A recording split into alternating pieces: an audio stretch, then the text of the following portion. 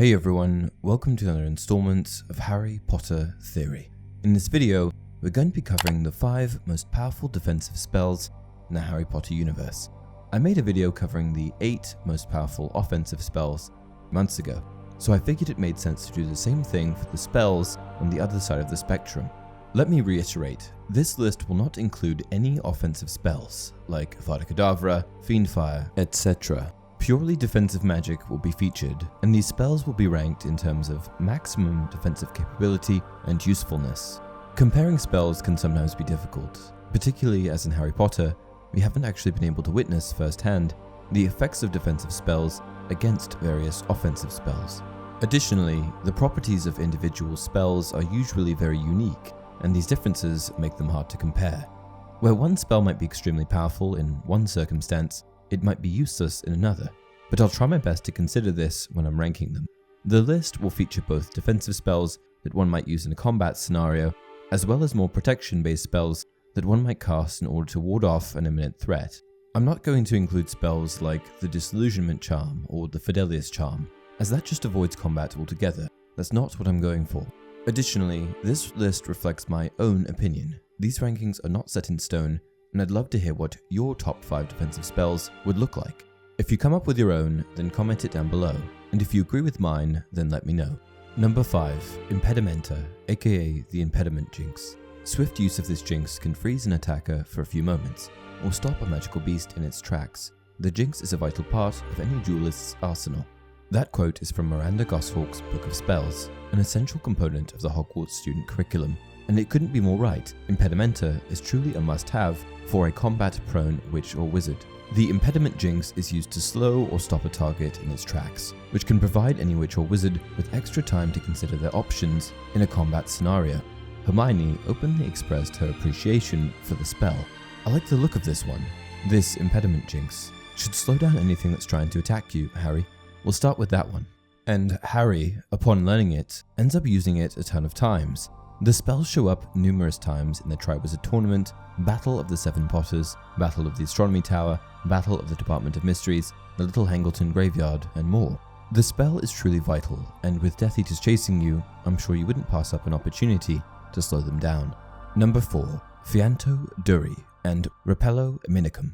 I know what you're thinking, that's 2 spells, but hear me out. Fianto Duri and Repello Inimicum go hand in hand, and are often paired together. They go like spaghetti and meatballs, like butter and popcorn. They are a package deal. In the films, both spells are cast by Flitwick, Slughorn, and Molly Weasley when setting up protective enchantments around Hogwarts. These protective enchantments were set up in advance of the Battle of Hogwarts, and given what was on the line, the lives of students and the protection of the school, I'm willing to bet that these spells are nothing to scoff at. These spells, which were also paired with Protego Maxima, set up a protective shield around the perimeter of the school that stopped any unwanted visitors from getting in. The shield produces a bluish-white light and disintegrates any unwanted visitors on the spot if they come into physical contact with it. Spells that hit the shield produce large resonating explosions, but, unless they are extremely powerful, won't be able to break through. In Harry Potter, countless Death Eaters and Snatchers were bested by this shield, and it was not until Lord Voldemort came along that the shield was eventually taken down. The apparent effort exhausted by Voldemort in an effort to take the shield down is a testament to its power and durability. Number 3. Expelliarmus. Coming in at number 3 on the list is Expelliarmus. Okay, I know what you're thinking. Expelliarmus? Isn't that just a disarming charm that's taught to members of the dueling club at Hogwarts? The answer to that is yes. However, it's also the spell that Harry uses to defeat Lord Voldemort. The name Expelliarmus comes from the Latin word expellere, which means to drive away, and armor, which means weaponry. Expelliarmus was taught to students in the dueling club in the Great Hall, as well as in the Room of Requirement, when Harry taught it to members of Dumbledore's army. Harry, who frequented the spell, was a strong proponent of its efficacy. Expelliarmus is traditionally used to disarm your opponent and strip them of their wand. It's used extensively in duels, but can actually send an opponent flying through the air if the casting is particularly powerful. So, while it is easy to learn, it is exceptionally useful, and is one of the main reasons that Lord Voldemort was defeated. When Voldemort cast avada kedavra on Harry in the Battle of Hogwarts, Harry responded with Expelliarmus, which then sent Voldemort's avada kedavra back at him by the Elder One's recognition that Harry was its true master. Harry's defeat of Voldemort using Expelliarmus was largely circumstantial, but Expelliarmus still had a valuable part to play. So, while it's not the most complicated, Expelliarmus did prove to be one of the most significant spells in the series. Number 2. Expecto Patronum. This ancient and mysterious charm conjures a magical guardian, protection of all of your most positive feelings. The Patronus charm is difficult, and many witches and wizards are unable to produce a full corporeal Patronus, a guardian which generally takes the shape of the animal with whom they share the deepest affinity. You may suspect, but you will never truly know what form your Patronus will take until you succeed in conjuring it. Coming in at number 2 on the list is Expecto Patronum. Expecto Patronum, otherwise known as a Patronus charm, is used to create a protective shield around a wizard or witch. A Patronus charm is produced when a witch or wizard casts the spell Expecto Patronum, and it should be noted that there are 2 types of Patronus charms, corporeal and incorporeal.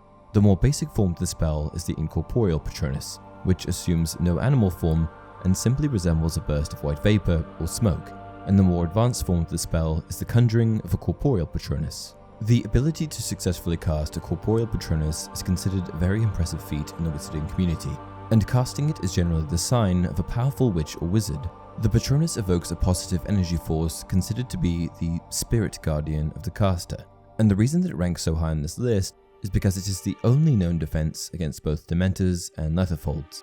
Given how many run-ins Harry and other witches and wizards from the series have with Dementors, I think that this spell is basically essential.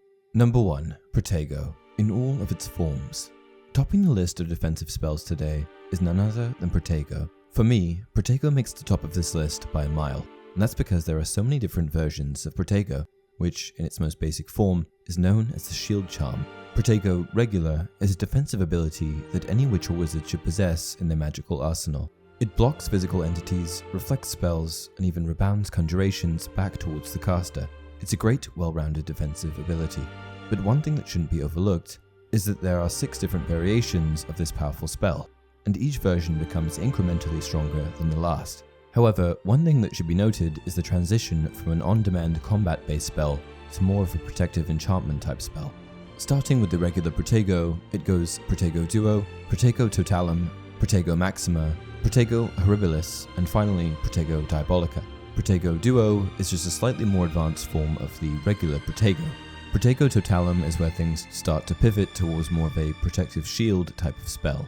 Protego Maxima is a more powerful version of Protego Totalum. Protego Horribilis is the most powerful of the traditional protective shield formats, and Protego Diabolica is a whole other animal. Ever heard the adage, the best defense is a good offense? Well, Protego Diabolica is unimaginably strong in both offensive and defensive settings. It's possibly the most powerful spell across both Harry Potter and Fantastic Beasts, and we first see it in The Crimes of Grindelwald, when Gellert Grindelwald casts it inside the Lestrange Mausoleum. The spell creates a ring of protective black fire around the target, and anyone who is an enemy of the caster will be instantly incinerated when they try to enter the circle. The shield can also be controlled like a weapon, and the caster has the capacity to extend tendrils of black flames towards enemies. Anyone struck by one of these tendrils will suffer the same fate as someone trying to enter the circle, and if that isn't enough already, the spell eventually escalates into what can only be described as a fiery winged demon with the capacity to destroy entire cities.